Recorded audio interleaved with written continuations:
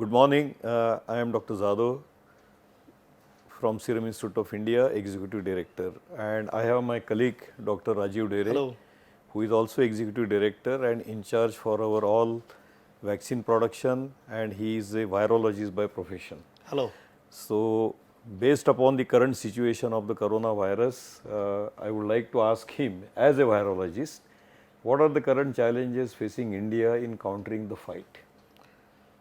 Yes, before addressing the question, let us have some background information.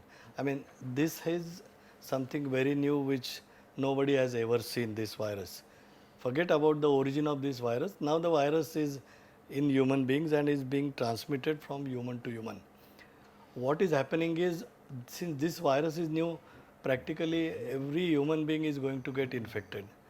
The success of countering this infection is to drop the number of cases against the time. That would be rated as a success. Why I am saying this? Because there is no standard treatment available, as well as there is no vaccine available. So the only thing which is in our hand is to prolong the period of number of people getting infected at a time.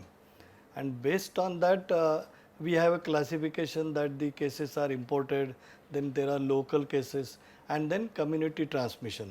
Now what is happening since last 5-6 days, if you look at WHO's daily bulletin, every country has started defining what is community transmission, and that has made some confusion, and so in the chart you will find it is rated as pending. So what is confusion is, how do you define the community transmission? What is peculiarly happening in India is, you will find something called as hotspot. Now this is not defined, but hotspot is nothing but the cluster of cases occurring in a particular zone.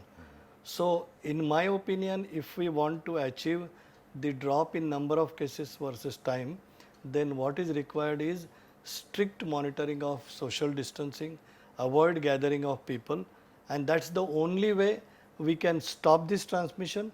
And secondly, if we find there is a cluster of infection, then the complete lockdown in the cluster area and then treating them with some preventive thing.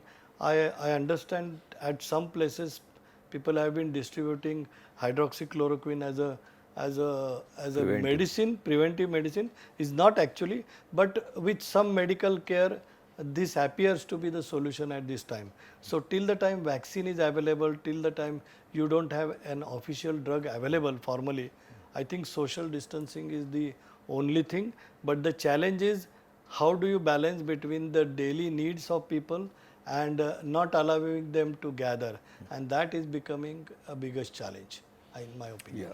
But in addition to this, do you feel that the mask is also a important factor in Yes. this? Yeah.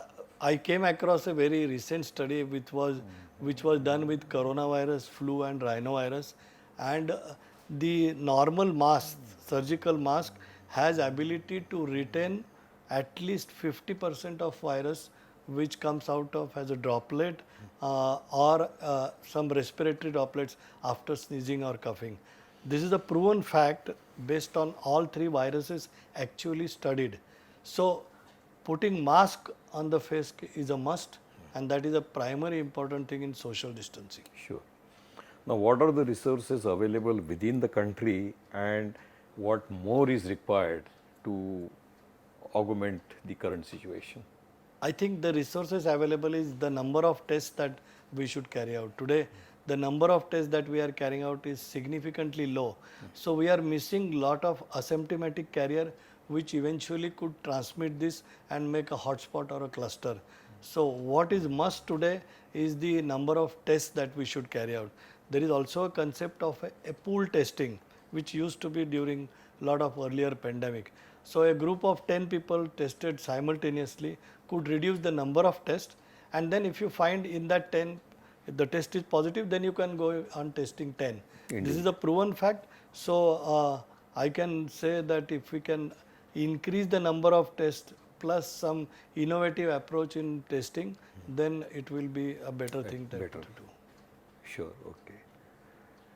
And what, in your opinion, needs to be done in India to be more prepared for the future pandemics?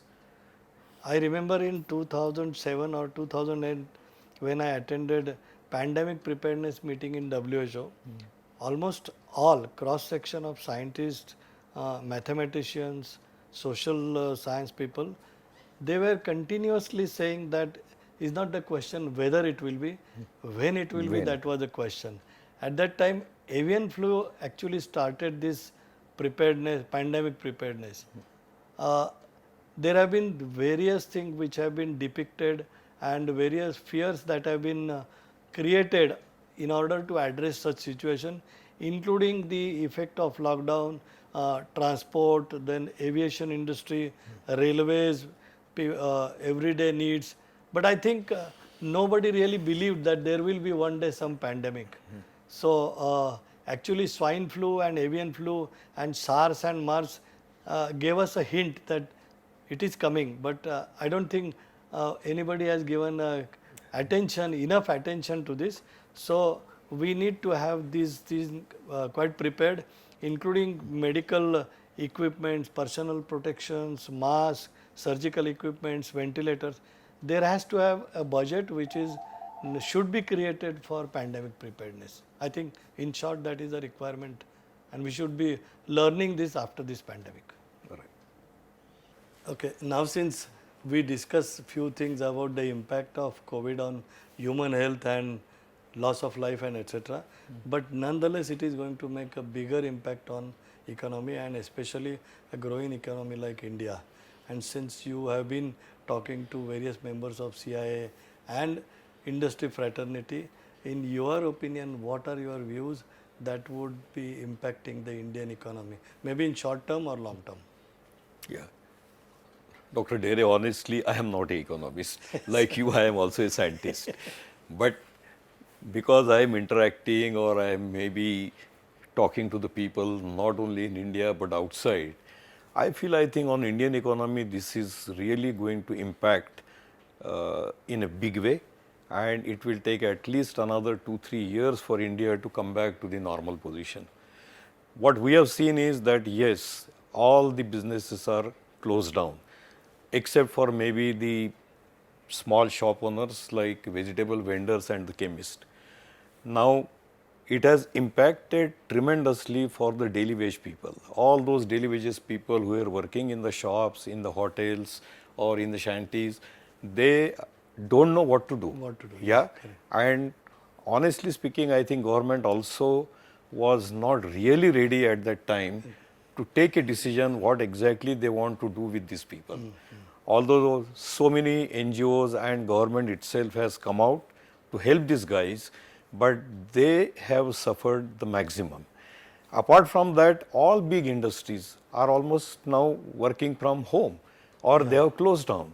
Automotive industry, heavy engineering, instrumentation, okay, except pharmaceutical industry, all industries are almost closed down. Pharmaceutical industry is allowed to work. They have also faced problems from the local administration for their transportation, for communication, and mainly the issue that I feel has impacted that although the industry is working, there are no sales. There is no transportation. There are no trucks available, no buses, no railways, no airlines, no international airlines. Okay? My information is that there are almost about 45,000 tons of freight material which has come into the country is sitting on the tarmac in Bombay, Delhi or other airports. And unless it is cleared, we cannot get the raw material inside, and then question will come of exporting our material. So even if the material is ready, we cannot export it. And apart from that, I think a situation is coming in the pharma industry because they are working, their storage rooms are getting choked up. They have worked, but because there is no outflow of the material, all that material are choking the cold rooms or their storage places. And this will create, I think, in another, month's time, a very, very severe problem if the transportation and distribution of the medicine does not start immediately. So this is, I have talked about general, I have talked about pharmaceutical, but in general, I think even the World Bank prediction is that Indian economy is one of the very few countries where they have said that it will be growing on the plus side, but that plus is only about 1 to 1.5%. Yeah, that is surely a big impact. Yes. Thank you, Dr. Jadhav. Thank you very much.